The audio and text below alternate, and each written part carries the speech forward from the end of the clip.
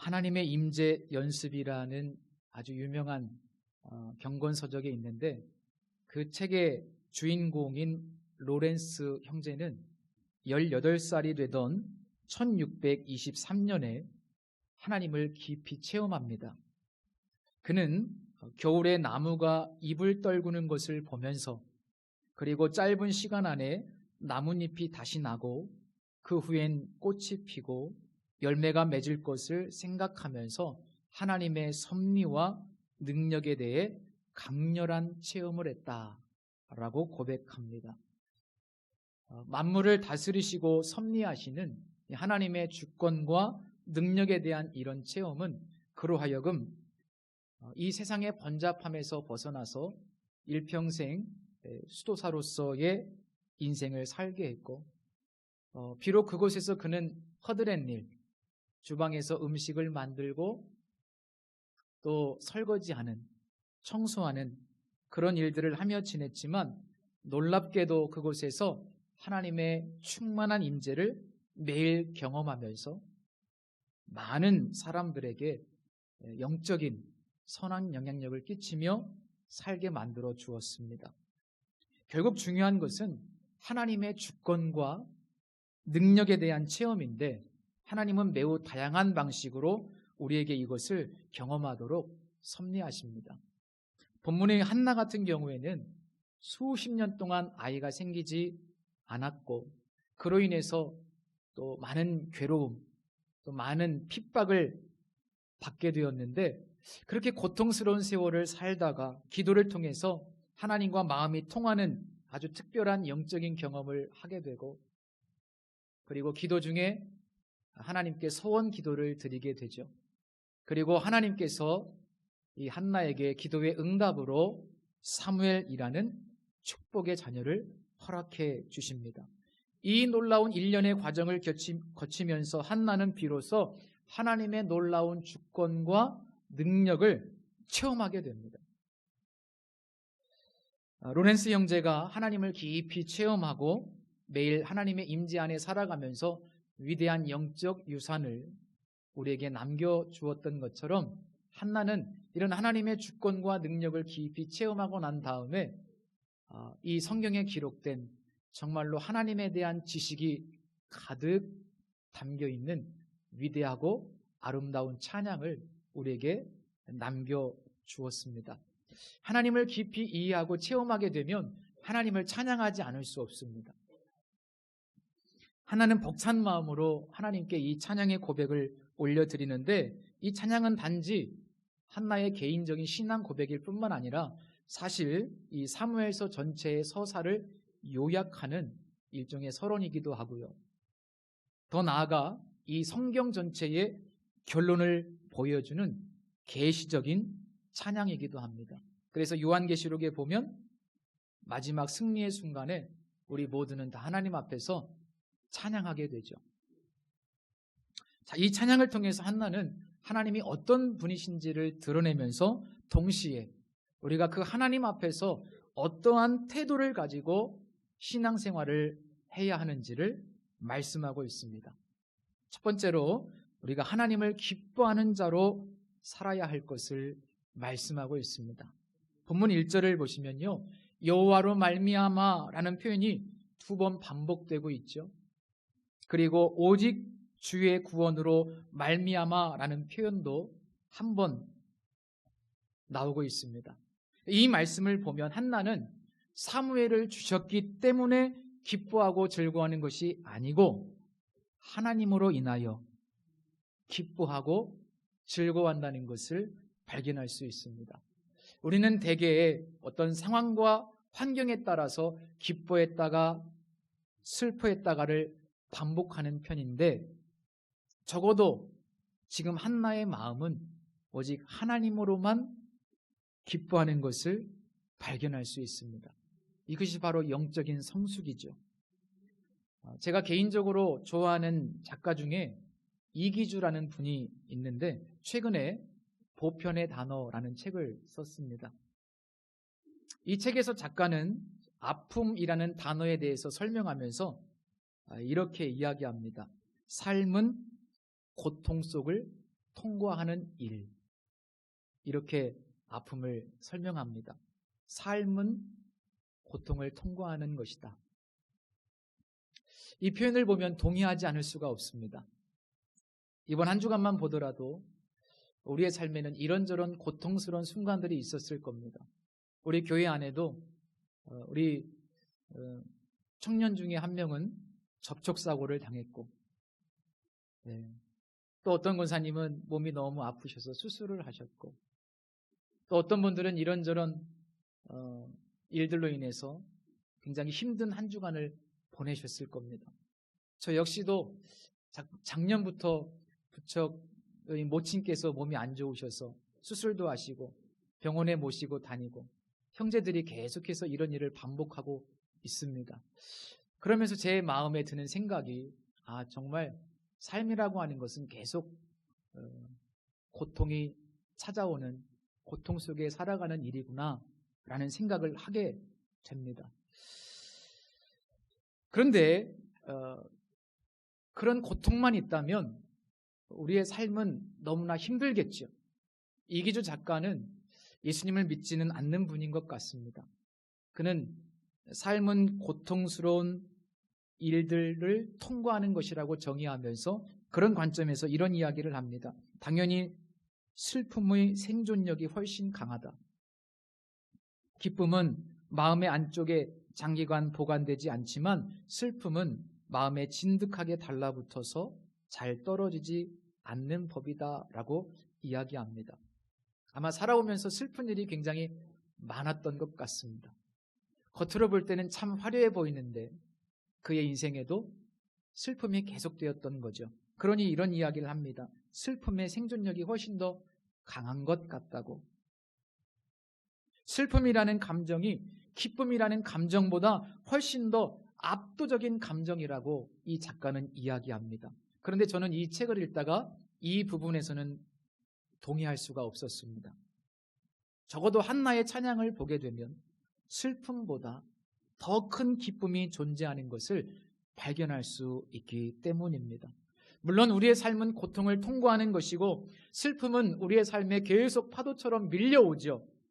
그러나 이 모든 것을 뒤집을 수 있는 하늘에서 우리에게 주어지는 큰 기쁨이 분명히 우리에게 있습니다. 하나님은 우리의 모든 슬픔을 압도하는 근원적인 기쁨을 우리에게 주셨는데 그것이 바로 구원의 기쁨이고 구원을 주신 하나님으로 인한 기쁨입니다.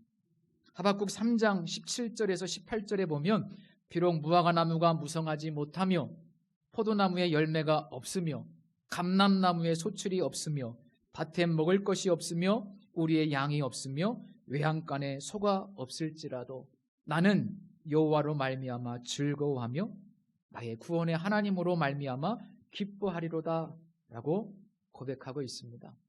하박국 선지자는 하나님과 하나님의 구원의 기쁨, 그 즐거움, 그것으로 충만합니다. 그것이 기뻐하는 이유입니다. 이 고백은 오늘 한나의 고백과 일치하죠. 하나님의 구원과 하나님으로 인해서 기뻐하고 찬양하는 이 한나의 모습. 그래서 성도 여러분, 언제나 여호와 하나님이 우리의 기쁨의 근원이 되는 줄로 믿습니다. 그래서 성경은 언제나 항상 기뻐하라고 말씀하세요. 항상 슬퍼하라고 말씀하지 않습니다.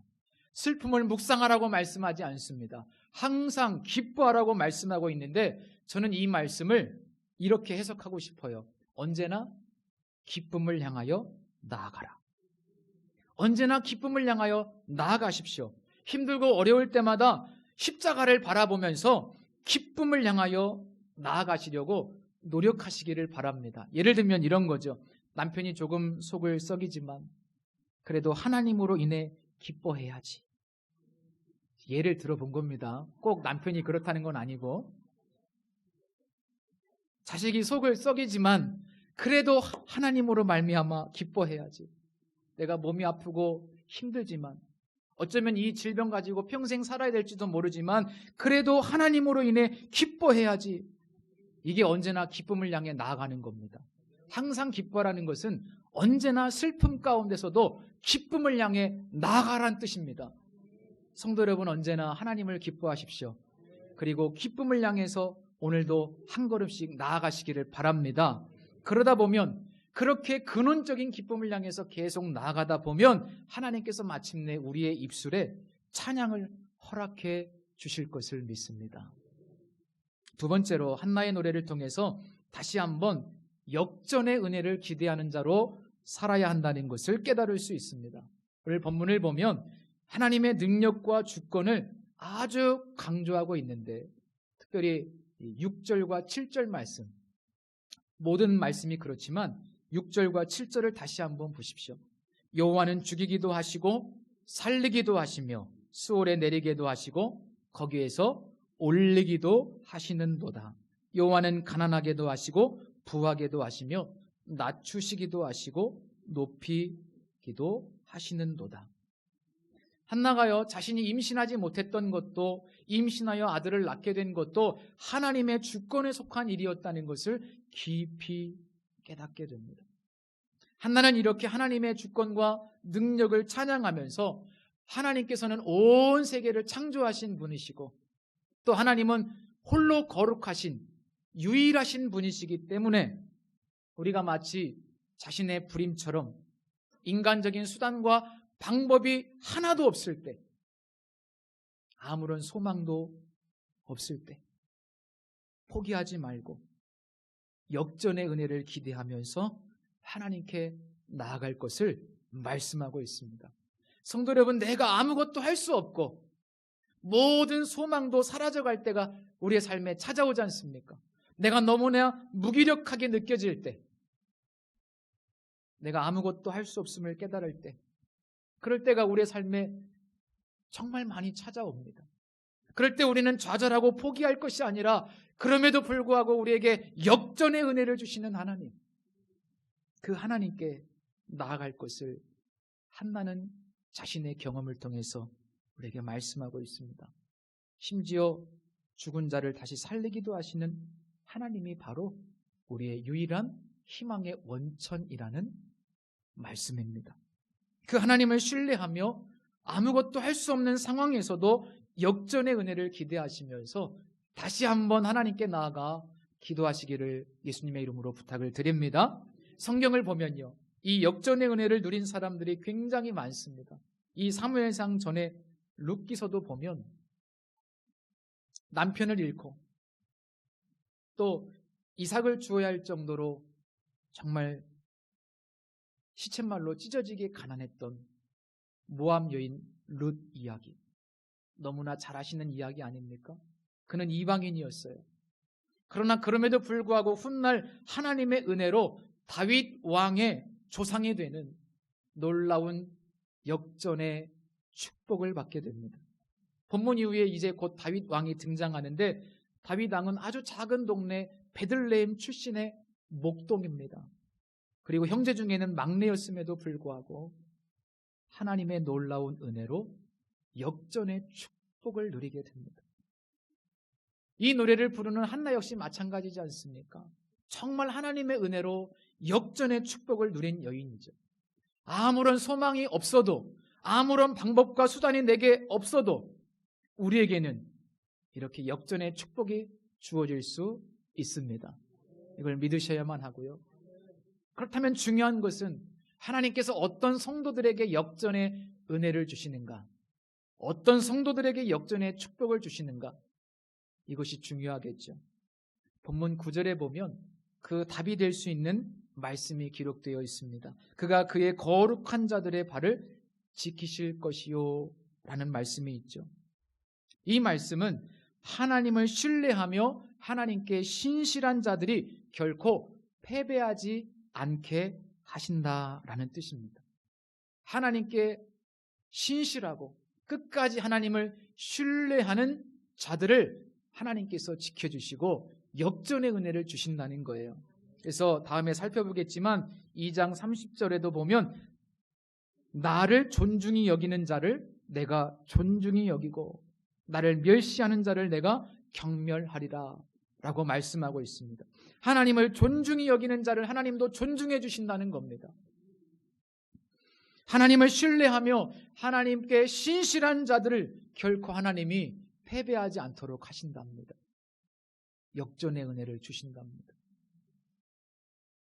그런 관점으로 보면 조금 전에 말씀드린 이방 여인 룻, 목동 다윗, 불임 여인 한나, 이 세 인물들의 공통점이 바로 그거예요.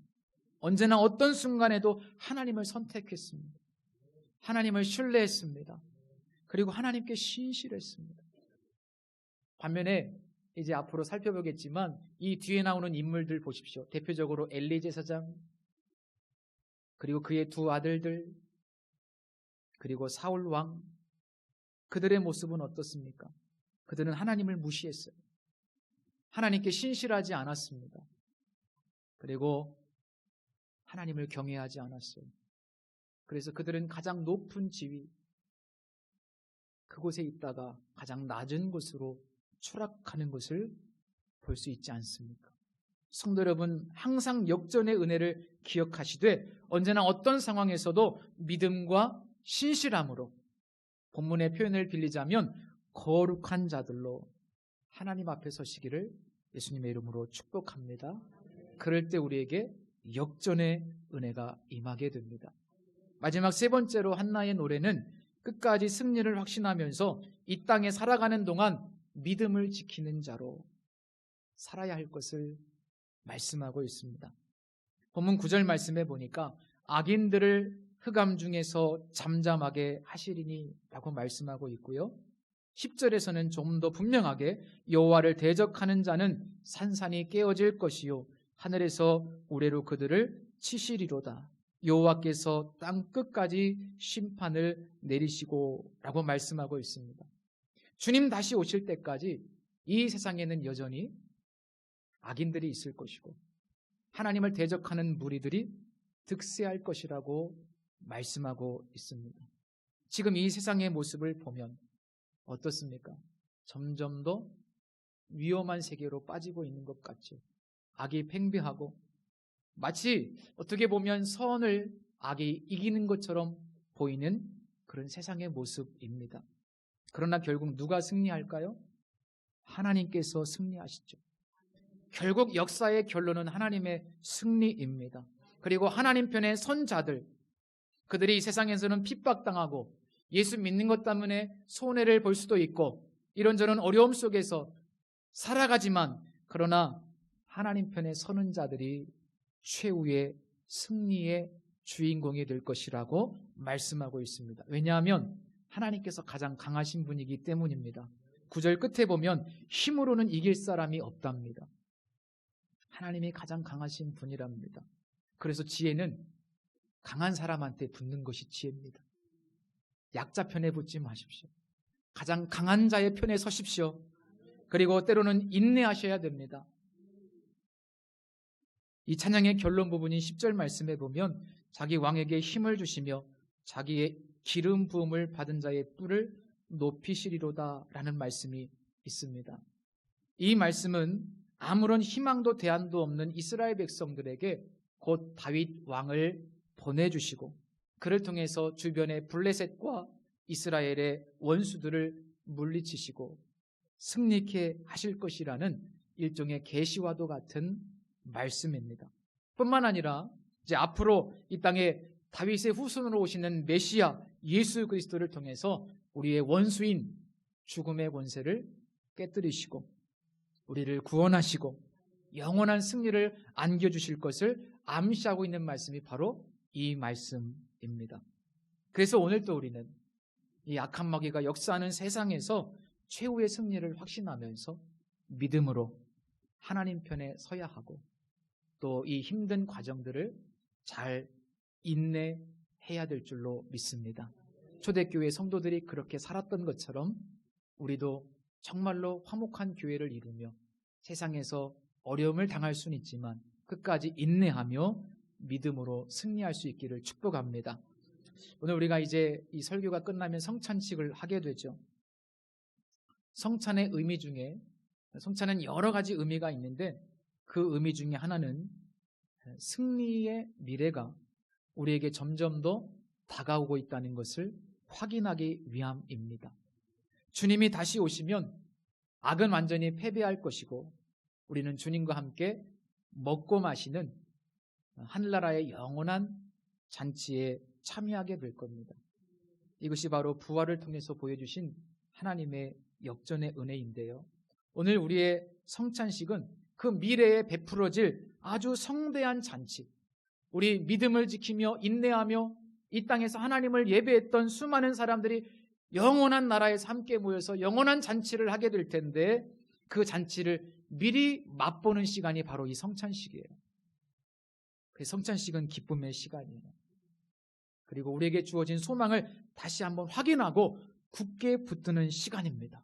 그래서 주님은 모일 때마다 너희는 이 세상에서 비록 고난당하고 핍박당하지만 모일 때마다 이것을 행하여 나를 기념하면서 장차 너희에게 올 그 놀라운 승리의 순간을 지금 맛보라. 그 잔치에 너희가 곧 참여하게 될 것이다. 그런 의미에서 이 성찬식을 우리에게 주셨습니다. 그래서 오늘 기쁨으로 우리에게 이런 잔치가 다가오고 있구나. 그것을 확신하면서 기쁜 마음으로 이 성찬에 참여했으면 좋겠어요. 하나님을 기뻐하는 자, 신실함으로 역전의 은혜를 기대하는 자, 최후 승리를 기다리면서 끝까지 믿음을 지키며 인내하는 자를 한마디로 정리하면 하나님을 경외하는 자라고 정리할 수 있습니다. 하나님의 주권과 하나님의 능력을 깊이 체험한 사람, 이것에 대한 분명한 확신이 있는 사람들은 하나님을 경외하는 자로 이 땅에 살아갑니다. 그리고 그 사람들은 영원한 하늘나라의 주인공이 될 것입니다. 주님 다시 오실 때 모두 다 역전승의 주인공이 될 겁니다. 기도하겠습니다. 하나님 아버지, 한나의 노래를 통해서 우리의 삶을 축복하시고 역전의 은혜를 주시고 그러나 이 땅에서 끝까지 인내해야 되는 하나님의 백성들로 살라고 우리에게 말씀을 주셨습니다. 무엇보다도 우리가 하나님을 기뻐하는 자가 되길 원하고 항상 슬픔 중에서도 기쁨을 향하여 나아가는 자들이 되게 하여 주옵소서. 하나님은 살아계시고 하나님은 전능하시고 하나님은 가장 강하시며 이 땅의 유일한 하나님이시기 때문입니다. 그 믿음으로 오늘 우리가 한 걸음 한 걸음 주님 다시 오실 때까지 좌로나 우로나 치우치지 않고 걸어갈 수 있도록 축복해 주시고 주님 다시 오실 때 모두 다 하늘나라의 잔치에 참여하는 역전의 주인공이 되게 하여 주옵소서. 예수님의 이름으로 기도합니다. 아멘.